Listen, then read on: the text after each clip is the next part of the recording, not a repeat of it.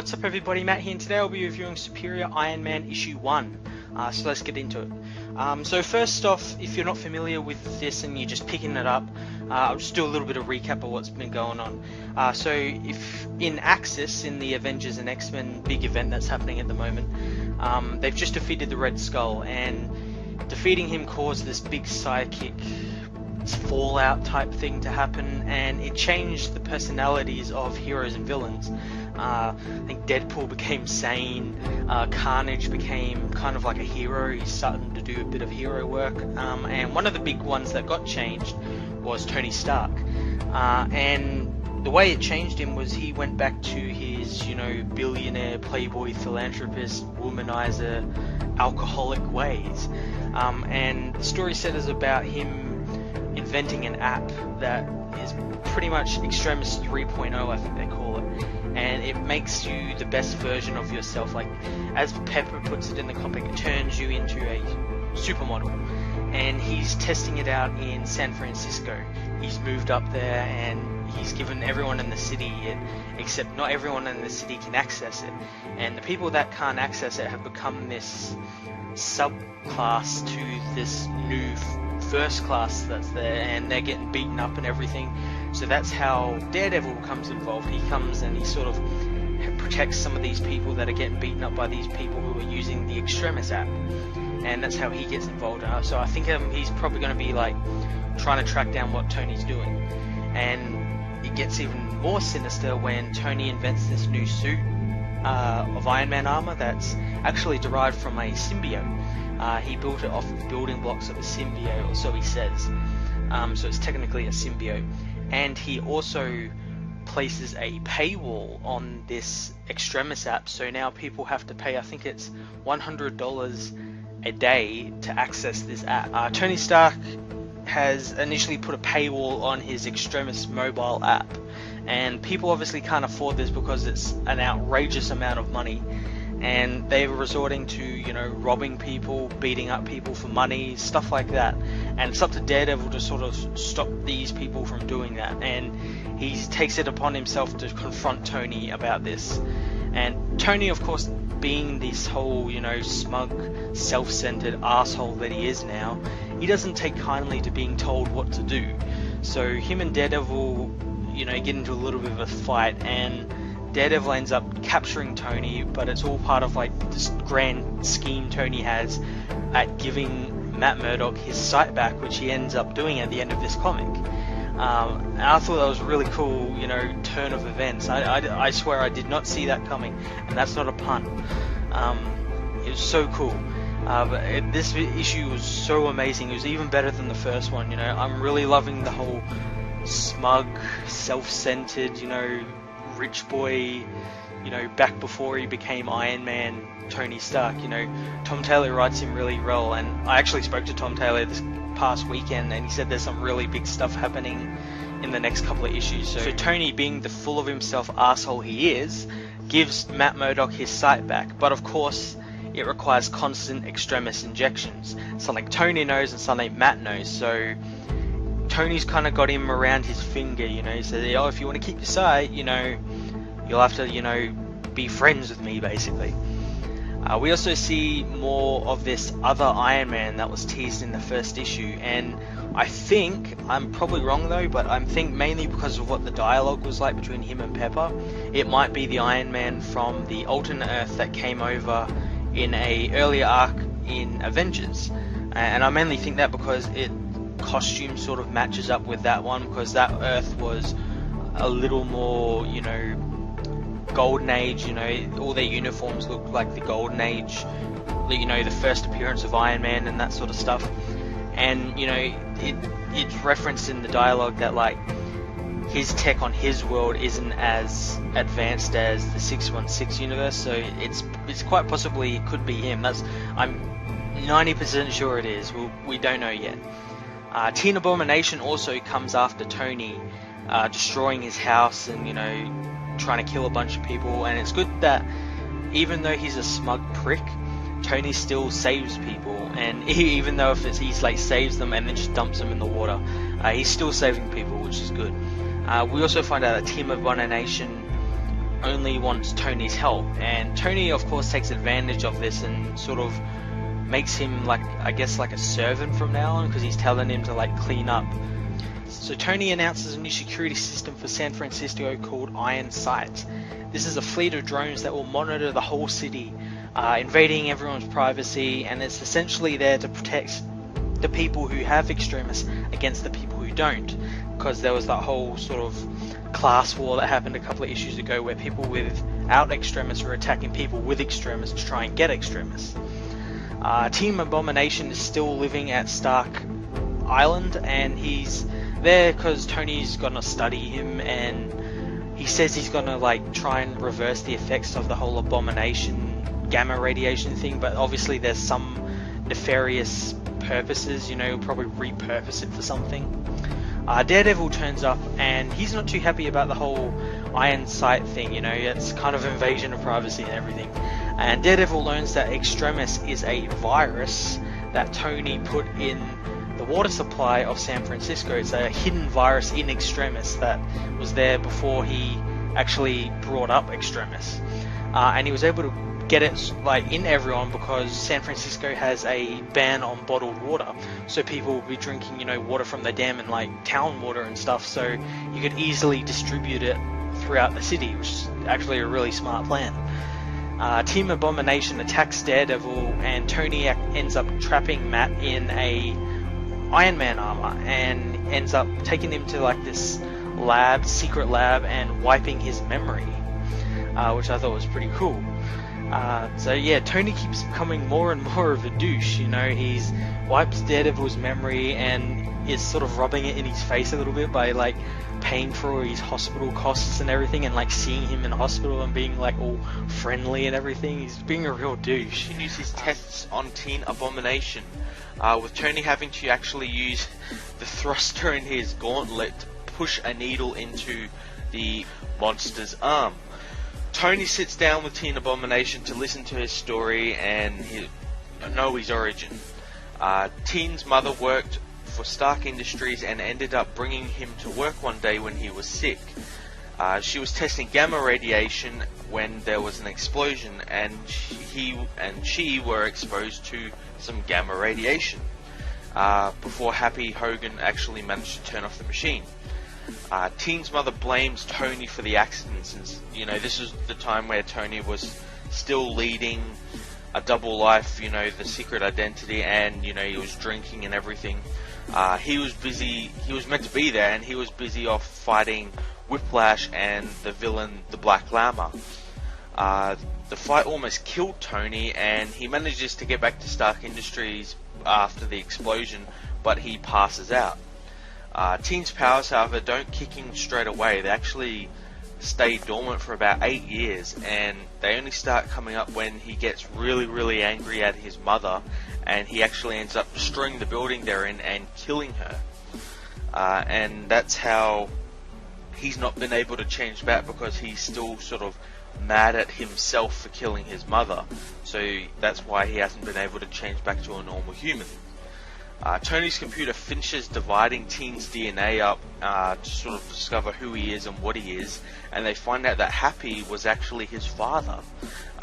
Unfortunately, Happy is dead. Later, after remembering his fight with Black Llama and how he couldn't remember what happened after that, Tony accesses his armor's footage, but the data is missing, and he's kind of not happy about that because he thinks someone has taken time. So Stark meets with General Daly to offer him a type of weapon, I believe, like a super weapon, since his people sort of look over these files and say that there's something that's pretty devastating and immoral about this weapon or device that Stark is trying to sell the US military, and he's asking for $200 billion for this weapon, so it's something pretty big. And also, you know, in classic, you know, Tony Stark, you know, dick move, he's also prepared the same weapon offer for both the Russians and the Chinese, so he's sort of betting them against, you know, the United States, and, you know, trying to get the United States' money. At Resilient HQ, the mysterious Iron Man and Pepper trace a payment of $200 billion made to Stark by someone who they assume has to be a government mainly because of the size of the money. So Stark, using the money, he goes and proceeds to buy a massive media company, or at least he tries to buy them out, and a hostile takeover of sorts. And of course the board members aren't too happy, and this leads to them getting into kind of a fight with Tony and his new security guard, Teen Abomination. This leads to Tony calling in the suit and sort of threatening them, violently, really. Pepper Potts arrives, revealing that she has actually bought the company already before Tony decided to even think about buying the company. Pepper takes Tony away to talk in private, getting him to remove his armor before stepping into an elevator, which he then escapes by using some type of hover jetpack type shoes, similar to like the Iron Man and repulsors. The elevator then opens, revealing the mysterious Iron Man, whom then attacks Teen Abomination and Tony. After quickly dealing with Abomination, he turns his sights on Tony, and it is revealed that the mysterious Iron Man is actually a sentient armor. Actually has no one in it. Confronting the Iron Man armor, Tony realizes that it's him in the armor, and we find out that before he lost his mind fighting Black Llama, he developed a backup system where he backed up his whole mind, and if something was to happen to him, he'd be able to sort of re-upload this and sort of be back where he started from. And he gave it to Pepper and Happy before having his memory wiped of it. The armor states that it wants to go into Tony's head and figure out what happened to him, and see if they can find out what's wrong with him and everything. And if he can't find out what's wrong with him, he will replace Tony. Tony's new armor tries to stop the old armor from doing this by getting into the lab, sort of beating down a door, but it can't, and the old armor separates and sort of surrounds Tony and encases him in itself and takes him up into the atmosphere. Tony's new armor follows and begins to fight the old armor, but the old armor destroys the new armor, since the new armor can't operate in space. Apparently it's not meant to go there, apparently. Back on Earth, Pepper traps Teen Abomination and tries to calm him down. Pepper wants to know what happened to Tony, and Teen Abomination sort of agrees to sort of talk about what's happening and everything. The old armor takes Tony to the International Space Station, where it links up Tony to a bunch of computers and is planning to sort of jack into his mind, sort of like the Matrix. Pepper contacts them, and before they start, they need to find out some certain things that might not be accessible after the fact that they've been into his head. And one of them is like, what weapon did he sell for trillions of dollars to the US Army? Where did that go? What happened to it and everything? And the armor jacks into Tony's mind, and Tony tells them that there is something big coming, obviously referring to the incursions, and he's going to give the people a way to sort of save themselves, but it won't save all of them. It will save most of them, but not all of them. Tony seems kind of happy with that, which is kind of shocking. He's willing to let millions die. And part of this is to, let the whole world's media, he needs to buy like the world's media up so they can believe in the cause, so he can like put out a message, like a tailored message, so they'll believe it and everything. He needs to control everything, basically. While they've been talking in Tony's head, Tony's new armor made its way onto the space station and infiltrated the old armor, sort of overpowering and sort of burning it out. So yeah, I guess the Iron Man armor is after losing connection with Tony up on the International Space Station. Pepper gets to work trying to get the connection back, and it works, and Tony responds saying that it's over and he is back to his old normal self. Only it is the superior Tony trying to trick her. AI Tony arrives in a Silver Centurion armor, telling Pepper that it's a trick, saying that the liquid armor got into the Mark II and compromised it. Tony then reveals that the AI Tony's real plan to Pepper, which is to wipe his mind and replace the real Tony.